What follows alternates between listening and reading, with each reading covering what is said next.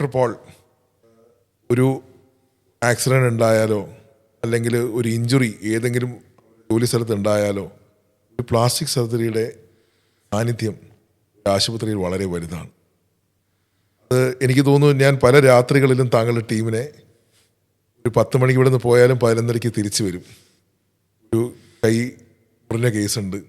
ഒരു 24 മണിക്കൂർ സാന്നിധ്യമാണ് താങ്കളുടെ ടീമും താങ്കളും ആശുപത്രിക്ക് വേണ്ടി നിൽക്കുന്നത്, രോഗികൾക്ക് വേണ്ടി. കാരണം ഒരു കൈയുടെ ഒരു ഭാഗം കട്ടായ ആൾക്ക് തിരിച്ചത് പിടിച്ചു കൊടുത്ത് അയാൾ തിരിച്ച് ആ കൈ പഴയ പോലെ ആക്കിയെടുക്കുമ്പോൾ ഉണ്ടാവുന്ന സന്തോഷം അത് ഏത് സൗന്ദര്യവൽക്കരണത്തെക്കാളും വലുതാണ്. കാരണം അയാളുടെ ജീവിതമാണ് തിരിച്ചു കിട്ടുന്നത്. അയാളുടെ ആ കൈ ഇല്ലാണ്ടായി കഴിഞ്ഞാൽ ജീവിതമില്ലാത്ത അവസ്ഥയിലെത്തും. ജനങ്ങൾക്ക് എപ്പോഴും ആ ഒരു കാര്യം, എന്താണ് പ്ലാസ്റ്റിക് സർജറി റോള്, എപ്പോഴും ഈ സൗന്ദര്യവൽക്കരണം അല്ലാത്ത ജീവൻ രക്ഷാ കാര്യങ്ങൾക്ക് പ്ലാസ്റ്റിക് സർജറിക്കുള്ള റോള് അറിയാത്ത ആൾക്കാർ ഇന്നും നമ്മളോടൊപ്പം ഉണ്ട്. അവരൊക്കെ വിചാരം പലപ്പോഴും എല്ല് മുറിയുമ്പോൾ ഓർത്തോപെഡിഷ്യൻസ് ആയിരിക്കും ചെയ്യുന്നത്, അല്ലെങ്കിൽ ന്യൂറോളജിസ്റ്റ് നരമ്പ് കട്ടാകുമ്പോൾ ന്യൂറോ സർജൻസ് ആയിരിക്കും ചെയ്യുന്നത്. പക്ഷേ പ്ലാസ്റ്റിക് സർജറി ആണ് അവയവം മുറിഞ്ഞു മാറിയാൽ പിടിച്ച് അവർ ചെയ്ത ആ ടെക്നിക്ക് എന്താണെന്ന് ഒന്ന് ആൾക്കാർക്ക് മനസ്സിലാവുന്ന രീതിയിൽ പറഞ്ഞാൽ വലിയ ഉപകാരമായിരുന്നു. അത് പറഞ്ഞു വളരെ ശരിയാണ്. പ്ലാസ്റ്റിക് സർജറിയെക്കുറിച്ച് ഉള്ള പൊതുജനത്തിൻ്റെ ധാരണ മുഴുവനും സൗന്ദര്യ വർധനത്തിന് വേണ്ടിയുള്ള ഓപ്പറേഷനാണെന്നുള്ളതാണ്. അതൊരു പരിധിവരെ അതായത് പ്ലാസ്റ്റിക് സർജറിക്ക് 2 ബ്രോഡ് ഡിവിഷൻസ് ഉണ്ട്. 2 അല്ലെങ്കിൽ നമുക്ക് വേണമെങ്കിൽ 3 വേണമെങ്കിൽ പറയാം.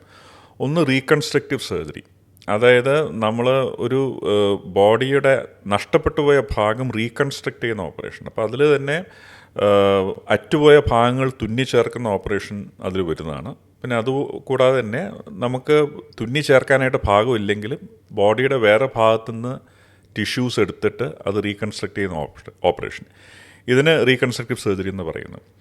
ഈ റീകൺസ്ട്രക്റ്റീവ് സർജറിയുടെ മെയിൻ ടൂളാണ് മൈക്രോവാസ്കുലർ സർജറി. കാരണം ബോഡിയുടെ ഒരു ഭാഗത്തുനിന്ന് ടിഷ്യൂ എടുത്ത് ഒരു ഭാഗത്തേക്ക് മാറ്റണം എന്നുണ്ടെങ്കിൽ ആ എടുത്തു മാറ്റുന്ന ഭാഗത്തിൻ്റെ ഞരമ്പുകൾ, അതായത് നാഡികളും രക്തക്കുഴലുകളും, ഇതെല്ലാം നമ്മൾ തുന്നി യോജിപ്പിച്ച് കഴിഞ്ഞാലേ അത് അവിടെ പ്രോപ്പറായിട്ട് സർവൈവ് ചെയ്യുള്ളൂ. നമ്മൾ വെറുതെ ഒരു പീസ് കട്ട് ചെയ്ത് തിരിച്ച് വെച്ച് കഴിഞ്ഞാൽ അതങ്ങനെ നിൽക്കില്ല.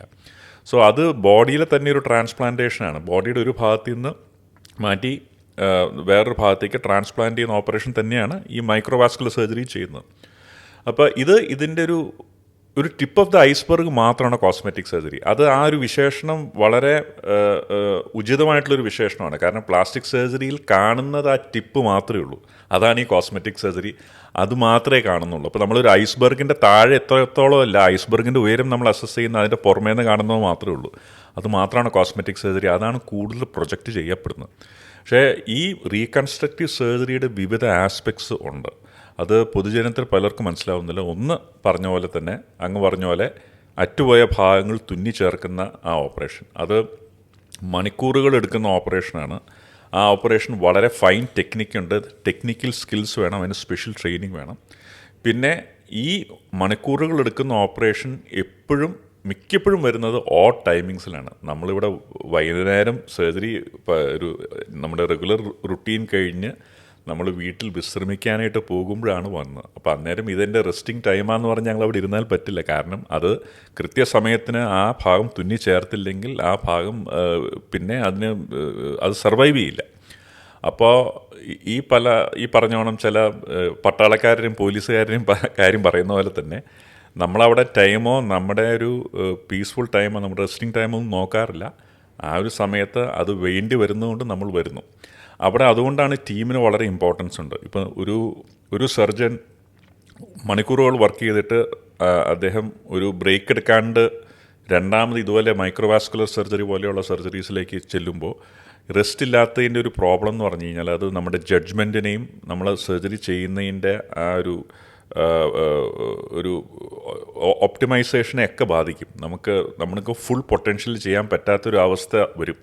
ഒരു ഫുൾ പൊട്ടൻഷ്യൽ ചെയ്യേണ്ട ഒരു സർജറി നമ്മൾ ഏതൊരു സമയത്തും ഒരു ഓഡ് ടൈമിങ്സിന് വന്ന് ചെയ്യുമ്പോൾ അതിൻ്റെ ഒരു പ്രോബ്ലം വരുന്നതുകൊണ്ട് എപ്പോഴും ഒരു സെക്കൻഡ് ഹാൻഡ് ഹെൽപ്പിംഗ് ഹാൻഡ് എപ്പോഴും വേണം. അതായത് ക്ഷീണിച്ച് വരുന്നൊരു സർജൻ പെട്ടെന്ന് ഇങ്ങനെയൊരു കേസ് ഫേസ് ചെയ്യേണ്ടി വരുവാണെങ്കിൽ അവൻ്റെ ടീം മെമ്പേഴ്സ് ആദ്യം തുടങ്ങണം. And once he's taken complete rest, പിന്നെ he can join the team. അതുകൊണ്ടാണ് ടീം വർക്കിൻ്റെ ഇമ്പോർട്ടൻസ് വരുന്നത്. പിന്നെ ഈ അറ്റുപോയ ഭാഗം തുന്നിച്ചേർക്കുന്നത് മാത്രമല്ല, ക്യാൻസർ വന്ന് നീക്കം ചെയ്യുന്ന ഭാഗം, ഇവിടെയും പ്ലാസ്റ്റിക് സർജറിയുടെ ഹെൽപ്പിംഗ് ഹാൻഡ്സ് എപ്പോഴും വേണം. അതായത് ക്യാൻസർ സർജറി, അത് പ്രത്യേകിച്ചും ഹെഡ് ആൻഡ് നെക്ക് ക്യാൻസേഴ്സ്, തലയുടെയും കഴുത്തിൻ്റെയും cancer, breast cancer, extremity cancer, കൈകാലുകളിൽ വരുന്ന ക്യാൻസർ, എല്ലാത്തിലും പ്രൈമറി ഇൻവോൾവ്മെൻറ്റ് എപ്പോഴും ഒരു ക്യാൻസർ സർജൻ ഉണ്ടെങ്കിൽ പോലും ആ ട്രീറ്റ്മെൻറ്റ് കംപ്ലീറ്റ് ആവണമെങ്കിൽ ക്യാൻസർ വന്നും നീക്കം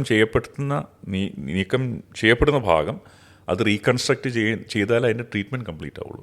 അപ്പോൾ അതുകൊണ്ട് തന്നെ എല്ലായിടത്തും ഒരു ഹെൽപ്പിംഗ് ഹാൻഡായിട്ട് ഈ പ്ലാസ്റ്റിക് സർജൻസ്, മൈക്രോവാസ്കുലർ സർജൻസ് ഉണ്ട്. നമ്മൾ പകൽ നക്ഷത്രങ്ങളെന്ന് പറയില്ലേ, പകലായതുകൊണ്ട് നക്ഷത്രങ്ങളെ കാണില്ല, പക്ഷെ നക്ഷത്രങ്ങൾ അവിടെയുണ്ട് എന്ന് പറഞ്ഞ അവസ്ഥ. തീർച്ചയായിട്ടും ആ നക്ഷത്രങ്ങളാണ് അവസാനം ആ ജീവിതത്തിലേക്ക് ആ രോഗിനെ തിരിച്ചെത്തിക്കാൻ സഹായിക്കുന്നതും ഞാൻ എൻ്റെ നേരിൽ കണ്ടിട്ടുണ്ട്. കാരണം ഡോക്ടർ ഈ പറഞ്ഞ പോലെ കോസ്മെറ്റിക് എന്ന വാക്കല്ലാതെ ഒരു സ്ഥാനാർബുദം വന്ന രോഗി, ഒരു യങ് ലേഡിയാണെന്ന് വെച്ചോളൂ, ഒരു 35, എനിക്ക് പരിചയമുള്ള ഒരുപാട് ആൾക്കാർ. അപ്പോൾ അവർക്ക് മാസ്റ്റക്ടമി അല്ലെങ്കിൽ സ്തനം റിമൂവ് ചെയ്യുക എന്ന് പറയുമ്പം അവരെ സംബന്ധിച്ചോളം അവർക്കൊരു ഡിപ്രഷൻ സോണിലേക്ക് പോകുന്നതാണ്. ആ ക്യാൻസർ വന്നു ചികിത്സിക്കാമെങ്കിലും ആ ഡിപ്രഷനിലൂടെ ആ ക്യാൻസർ ചികിത്സിക്കാൻ ഭയങ്കര ബുദ്ധിമുട്ടാണ്. കാരണം മാനസികമായി തകർന്നു പോകും. അപ്പോൾ അതിനെ തിരിച്ചു വെച്ച് കൊടുക്കുക എന്നുള്ളൊരു ദൗത്യം അങ്ങനെ ടീം ഇപ്പം ചെയ്യുന്നുണ്ട്. വളരെ ഭംഗിയായിട്ട് നമ്മൾ കാണുന്നുമുണ്ട്. അത് റീകൺസ്ട്രക്റ്റീവ് സർജറിയുടെ ആ പുതിയ ആധുനികമായ രീതിയും അതിന് കഴിവുള്ള ആൾക്കാരും നമ്മളോടൊപ്പം ഉള്ളതുകൊണ്ടാണ് ഇത് ഭംഗിയായിട്ട് കൊണ്ടുപോകാൻ പറ്റുന്നതും. ആൾക്കാർ എൻ്റെ അടുത്ത് അത്തരത്തിലെ റീകൺസ്ട്രക്റ്റീവ് സർജറിനെ ഒരു ലേഡി എന്നോട് പറഞ്ഞു വെച്ചാൽ, ലൈഫ് പോയി, സൂയിസൈഡ് ചെയ്യാം, ബ്രസ്റ്റ് ക്യാൻസർ വന്നു, മാസ്റ്റക്ടമി കേട്ടപ്പോൾ തന്നെ സൂയിസൈഡ് ചെയ്താലോ എന്ന് ആലോചിച്ച ഒരു ലേഡി ഇന്ന് നന്നായി ജീവിക്കുന്നുണ്ട്, സന്തോഷമായി ജീവിക്കുന്നുണ്ട്, ഒരു കുടുംബം സന്തോഷമായി കൊണ്ടുപോകുന്നുണ്ട്. കാരണം ക്യാൻസറിന് ചികിത്സ കൊടുത്തു, സർജറി കഴിഞ്ഞു ചികിത്സ കൊടുത്തു, ക്യാൻസറിൻ്റെ പ്രശ്നം തീർന്നു, പിന്നെ അതിനെപ്പറ്റി ബാധകമല്ല. പക്ഷേ മാനസികമായി തകർന്നു പോയി കഴിഞ്ഞാൽ പിന്നെ അത് തിരിച്ചു കൊണ്ടുവരാൻ ഭയങ്കര പ്രയാസമാണ്. അപ്പോൾ ആ തിരിച്ചു കൊണ്ടുവരാൻ വേണ്ടി ഒരു സഹായം കൂടി ഇത്തരത്തിലുള്ള റീകൺസ്ട്രക്റ്റീവ് സർജൻസിൻ്റെ സൈഡിൽ നിന്ന് ഉണ്ടാവുന്നത് വലിയൊരു കാര്യമാണ്.